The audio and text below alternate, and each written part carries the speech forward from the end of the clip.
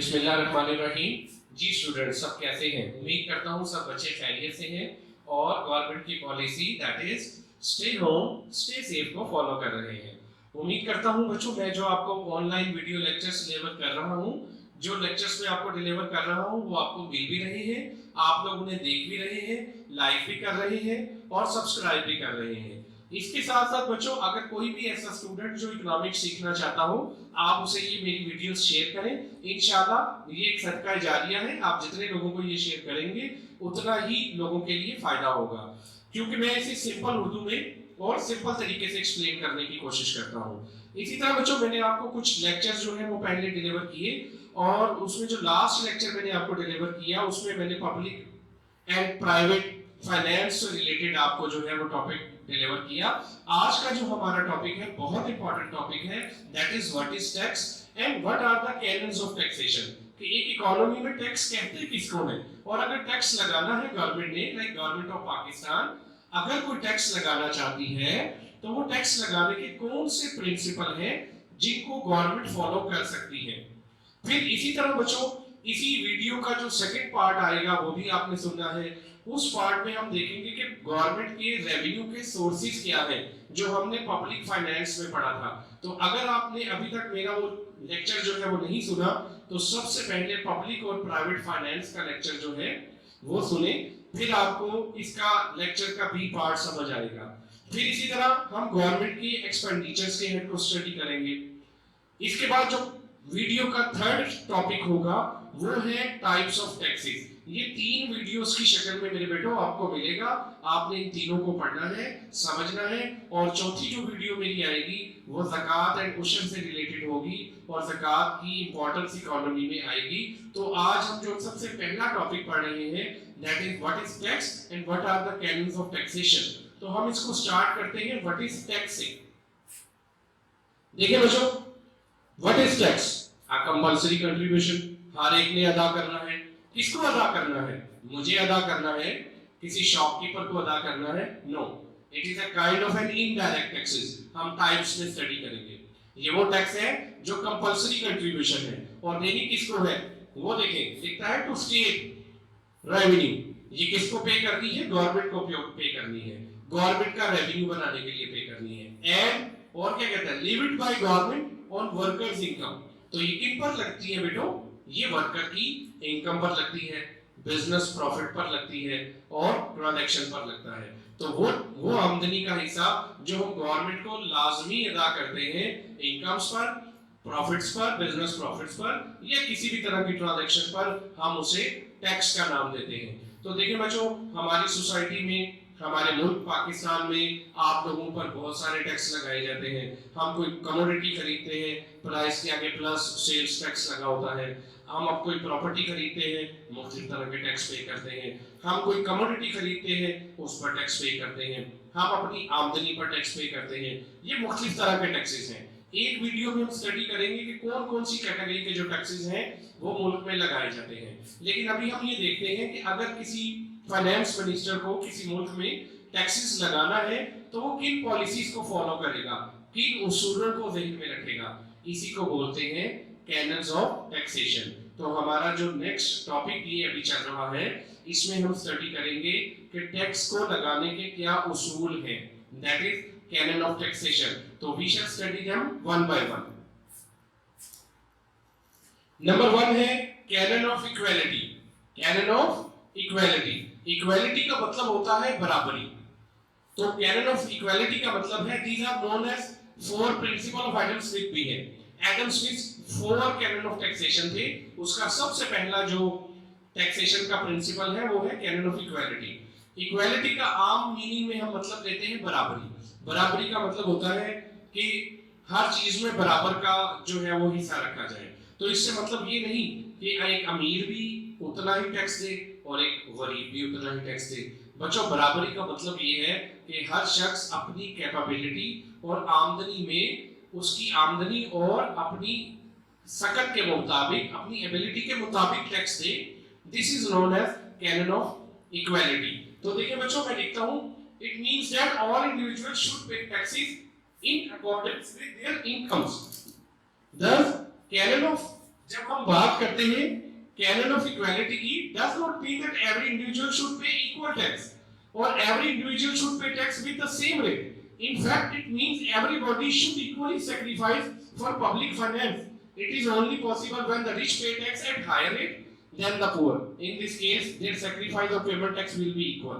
तो मतलब ये हुआ कि अगर एक अमीर की आमदनी ज्यादा है तो उसका टैक्स रेट भी ज्यादा होना चाहिए, और अगर एक पुअर के पास इनकम रेट कम है, आमदनी कम है, तो उसका टैक्स रेट भी कम होना चाहिए, known as canon of equality. तो बच्चों पहला समझ आया, कैनन ऑफ इक्वालिटी से मुराद एक जैसा टैक्स नहीं है कि गरीब भी उतना ही टैक्स दे, अमीर भी उतना ही टैक्स दे, बल्कि इस कैनन ऑफ इक्वालिटी का मतलब है अकॉर्डिंग टू योर एबिलिटी. जितनी आपकी एबिलिटी है आप उसके मुताबिक टैक्स पे करें, उसे हम कैनन ऑफ इक्वालिटी बोलते हैं. Now we move to the second canon, second principle, that is canon of certainty. बच्चों सर्टेनिटी का मतलब क्या होता है? सर्टेन, सर्टेन मीन्स श्योरिटी, यकीनी. तो कहता है according to this canon both the taxpayer should clearly know the amount of tax, the time of payment, the method of payment and place of payment. तो सबसे जरूरी ये है कि टैक्स पेयर और टैक्स रिसीवर दोनों को पता हो मैंने कितनी अमाउंट में टैक्स पे करना है या रिसीव करना है, टैक्स कहां पे करना है, किस मोड में पे करना है, किस तरह पे करना है. ये तमाम चीजें कहलाती हैं कैनन ऑफ सर्टेनिटी, कि मुझे श्योरिटी हो how to pay, where to pay, how much to pay, और गवर्नमेंट को श्योरिटी हो how much to receive, how to receive and at which time to receive. तो ये वो चीजें हैं that is known as canon of certainty. Number 3 पर जो एडम स्मिथ का प्रिंसिपल है बेटो, known as canon of convenience. Convenience mean सहूलत, आराम, कंफर्ट. तो कन्वीनियंस से मुराद ये है कि टैक्स पेयर को और टैक्स रिसीवर दोनों को कन्वीनियंस होनी चाहिए. टैक्स पेयर को इतना आसान मोड या मेथड मालूम होना चाहिए कि वो आसानी से पता लगा सकता हो कि मेरी पर्टिकुलर आमदनी पर कितना टैक्स बनेगा, या मुझे कितना टैक्स पे करना है, या मुझे टैक्स पे करने के लिए किस तरह अदायगी करनी है. वो मोड इतने आसान हो कि एक अनपढ़ से अनपढ़ शख्स भी, इलिटरेट पर्सन भी अपने टैक्स की अदायगी आसानी से कर सकता हो. You all students know that majority of our community is illiterate, they do not know how to fill the tax forms. तो इसको इतना आसान करना known as canon of convenience. तो गवर्नमेंट अपने जो टैक्स लगाए उसमें इस चीज को भी फोकस करे कि जो टैक्स लगाने का असूल है, टैक्स प्रिंसिपल ऑफ कन्वीनियंस को भी फोकस करें. फिर हम देखते हैं next principle, canon of economy. हम मार्केट में जाते हैं, बाज़ औक़ात कोई कोल्ड ड्रिंक या कोई चीज खरीदते हैं, तो उसमें जो बड़ा पैकेट होता है उस पर लिखा होता है इकोनॉमी पैक, बचत पैक. तो कैनन ऑफ इकोनॉमी से मुराद है टैक्स में बचत के एलिमेंट को भी लाजमी जो है फोकस रखना है. उसकी मैं आपको एक एग्जांपल देता हूं. एक वक्त था बच्चों, आज से कुछ साल पहले, 10-12 साल पहले, टीवी पर टैक्स लगा था. जब टेलीविजन पर टैक्स लगा तो टैक्स कलेक्टर घर घर आते थे, जैसे आजकल आपके घरों में कोरोना वायरस का स्प्रे करने के लिए आ रहे हैं, इससे पहले डेंगू स्प्रे करने वाले आते थे, या पॉपुलेशन सेंसस के लिए इंफॉर्मेशन लेने के लिए आते थे. तो बिल्कुल इसी तरह टेलीविजन के टैक्स कलेक्टर घर घर आते थे, घर घर में नॉक करते थे और कहते थे टैक्स की फीस पे करें. कुछ लोग कहते थे ये हॉस्पिटल है, कुछ लोग कहते थे यहाँ तो हम बहुत कुछ ऐसे काम करते हैं जहाँ टेलीविजन की जरूरत नहीं. इस तरह टैक्स की अमाउंट इकट्ठी करने पर एक्सपेंसेस तो हो रहे थे, लेकिन टैक्स की अमाउंट इकट्ठा नहीं हो रही थी. तो इस वजह से गवर्नमेंट ने वो तमाम जो मेथोडोलॉजी है उसको चेंज किया. आज भी हम टेलीविजन की फीस पे कर रहे हैं, उससे ज्यादा पे कर रहे हैं, लेकिन हमें पता नहीं चलता. और वो किस तरह पे कर रहे हैं, हम अगर अपने बिजली के बिल देखेंगे तो उसमें टेलीविजन फी मंथली इंस्टॉलमेंट में हमारे पास आ रही है. तो देखें बच्चों, टैक्स की अमाउंट कलेक्ट हो रही है, लेकिन गवर्नमेंट इकोनॉमी प्रिंसिपल को फॉलो कर रही है, उस पर उन्हें एक्सपेंसेस बेयर नहीं करना पड़ रहे, और हमें कन्वीनियंस भी हो रही है. हम बिजली का बिल जमा करवाते, उसमें हमारा टेलीविजन का जो टैक्स है वो भी चला जाता है. तो बच्चों, this is known as economy, कि टैक्स रिसीव करने में बचत हो, आमदनी ज्यादा हासिल हो, और उस पर जो एक्सपेंसेस हैं वो कम से कम हो. बिल्कुल इसी तरह एक और इकोनॉमी है कैनन ऑफ प्रोडक्टिविटी. तो देखना ये है कि कैनन ऑफ प्रोडक्टिविटी से मुराद ये है कि गवर्नमेंट जो टैक्स कलेक्ट कर रही है वो इस काबिल हो, इतनी अमाउंट में टैक्स जरूर बेटो इकट्ठा हो जिसमें गवर्नमेंट अपने प्रोडक्टिव एक्सपेंडिचर्स को पूरा कर सकती हो, अपने एक्सपेंसेस को मीट कर सकती हो, ना कि इतनी कम अमाउंट में हो कि उससे गवर्नमेंट का कोई भी हेड के एक्सपेंसेस पूरे ना होते हो। तो canon of productivity important principle है। गवर्नमेंट जब टैक्स लगाती है तो टैक्स की आमदनी का तखमीना लगाती है कि ये कितनी आमदनी इकट्ठी होगी, और उसी वक्त पब्लिक फाइनेंस की तरह उसका हेड भी सोचती है कि यहां से कलेक्ट होने वाले टैक्स की आमदनी को फला एक्सपेंसेस में, अखराजात में लगाया जाएगा, खर्च किया जाएगा। इसी तरह बच्चों हमारे पास है कैनन ऑफ सिंपलिसिटी, सादगी। तो कहता है easy to understand for a common man. तो ये बात मैंने पहले कन्वीनियंस में भी डिस्कस की कि टैक्स लगाने के उसूल में सिंपलिसिटी को, जितना फॉर्म सिंपल होगा, जितनी मेथोडोलॉजी सिंपल होगी, उतना ही टैक्स रिसीव करना आसान होगा और टैक्स पेयर के लिए टैक्स को पे करना आसान होगा। बच्चों आज के दौर में an illiterate person can have an mobile load quite easily, वो इजी लोड कर सकता है, करवा सकता है। इतना ही आसान टैक्स का निजाम करना है ताकि ज्यादा से ज्यादा लोग टैक्स के स्ट्रक्चर को समझ सकें और ज्यादा से ज्यादा लोग टैक्स के नेटवर्क में शामिल हो सकें। फिर है बच्चों कैनन ऑफ इलास्टिसिटी। इलास्टिसिटी का मतलब होता है लचक होना। तो हमने ये डिस्कस किया कि टैक्स लगाने में लचक होनी चाहिए।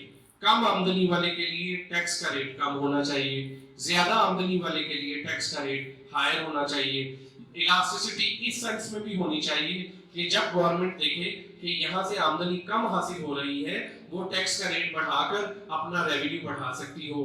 कहीं पर टैक्स का रेट कम करने की जरूरत हो तो टैक्स के रेट को कम भी कर सकती हो। This is known as canon of elasticity. तो कहता है it should be possible to increase or decrease the rate of taxes. It should be possible to increase or decrease the rate of taxes, कि हम जब चाहे tax के rate को बढ़ा भी सकते हो और टैक्स के रेट को कम भी कर सकते हो। तो लचक का होना कैनन ऑफ इलास्टिसिटी कहलाता है। नेक्स्ट देखिए बच्चों कैनन ऑफ इकोनॉमिक डेवलपमेंट। प्यारे बच्चों जब हम बात करते हैं कैनन ऑफ इकोनॉमिक डेवलपमेंट तो टैक्स लगाने में सबसे ज्यादा जो जरूरी चीज है वो यही है कि उसके रिगार्ड में इकोनॉमी में बिगाड़ पैदा ना हो, लोग टैक्स देने से भागे नहीं, लोग टैक्स देने को जो है वो एक मजबूरी ना समझे, उसमें इकोनॉमिक डेवलपमेंट का एलिमेंट नजर आना चाहिए। यानी अगर आपने टैक्स रिसीव किया है तो आपको डेवलपमेंटल एक्सपेंडिचर की शक्ल में वो टैक्स रिटर्न करना है उन्हीं लोगों को जिस कम्युनिटी में से, जिस सोसाइटी में से आप लोग टैक्स कलेक्ट कर रहे हैं। तो इस चीज को फोकस रखते हुए known as canon of economic development कहता है it may become the cause of accelerating the speed of economic development of country. It means due to this savings and investment should increase. यानी tax की amount इतनी हो, ऐसी हो कि लोग टैक्स अदा करें और अपनी सेविंग्स और इन्वेस्टमेंट को भी उससे इंक्रीज कर सकते हो, गवर्नमेंट भी इंक्रीज कर सकती हो। The system distribution of wealth should improve. An important thing, हम टैक्स का निजाम ऐसा करें कि रिच पीपल से, अमीर सोसाइटी से, रिच बिजनेसमैन से टैक्स की अमाउंट ज्यादा कलेक्ट करें और पुअर में उसको रीडिस्ट्रीब्यूट करें, जिसके जरिए डिस्ट्रीब्यूशन ऑफ वेल्थ एक्सेलरेट करें, प्रॉपर हो और उसका फायदा ये हो कि there what is the gap in society between rich and poor, it may be reduced to minimum। इससे जो अमीर और गरीब का डिफरेंस है वो ऑटोमेटिकली कम होगा। जब उन्हें अपनी बेसिक नीड्स कम कीमत पर या गवर्नमेंट की तरफ से सब्सिडाइज रेट पर मिलेंगी तो वो इसी सूरत में वो भी दूसरे मुल्कों की तरह, दूसरे लोगों की तरह एक बेहतर लिविंग स्टैंडर्ड गुजार सकेंगे। और ये तभी पॉसिबल है जब टैक्स कलेक्टेड इनकम को गवर्नमेंट इकोनॉमिक डेवलपमेंट के लिए खर्च करे और प्रॉपर तरीके से यूटिलाइज करे। इसी तरह बच्चों एक और लास्ट प्रिंसिपल है कैनन ऑफ डाइवर्सिटी। डाइवर्सिटी का मतलब होता है in all directions, in all directions, तमाम डायरेक्शन में टैक्स की अमाउंट किसी एक मखसूस सेक्टर की तरफ ना हो, किसी एक मखसूस ब्रांच की तरफ ना हो, बल्कि tax should be levied upon in all the different sectors of the society। Government कुछ इस तरह टैक्स लगाए कि तमाम सोसाइटी के agriculture, industrial, agriculture related industry, education, health, तमाम सेक्टर्स पर थोड़ा थोड़ा टैक्स लगाए ताकि तमाम कमोडिटीज के जरिए रेवेन्यू ऑफ टैक्स कलेक्ट किया जा सके। अगर एक मखसूस शोबे पर टैक्स की अमाउंट ज्यादा लगेगी तो लोग उस चीज की प्रोडक्शन करना स्टॉप कर देंगे या उसकी डिमांड कम हो जाएगी। तो ये वो चीज है जो बच्चों कहलाती है कैनन ऑफ डाइवर्सिटी। तो उम्मीद करता हूं बच्चों, आप बच्चों को टैक्स के मीनिंग और टैक्स लगाने के जो प्रिंसिपल है वो समझ आए होंगे। फिर भी अगर टैक्सेशन के हवाले से आप बच्चों को जो है कुछ क्वेरीज हो, कुछ क्वेश्चंस हो, तो आप मुझे व्हाट्सएप ग्रुप पर मेरे नीचे दिए गए लिंक्स जो शेयर किए हैं आप मुझे व्हाट्सएप ग्रुप पर या इधर ही यूट्यूब पर कमेंट्स की शक्ल में या आप मुझे एडमोडो पर या गूगल क्लासरूम की शक्ल में जहां पर भी आप मेरे से कोई क्वेश्चन पूछना चाहते हो आप पूछ सकते हैं। इसके हवाले से आप बच्चों को एक बहुत इंपॉर्टेंट असाइनमेंट है, वो ये है कि पाकिस्तान की इकोनॉमिक डेवलपमेंट का रेट और पाकिस्तान का 5 ईयर प्लान अगर आप बच्चे स्टडी करेंगे वो मैं आप बच्चों को शेयर करूंगा। आपने 5 ईयर प्लान जो है वो स्टडी करना है कि किस किस तरह हुकूमत पाकिस्तान ने इकोनॉमिक प्लानिंग के हवाले से जो है वो कुछ डिस्कस किए, शेयर किए।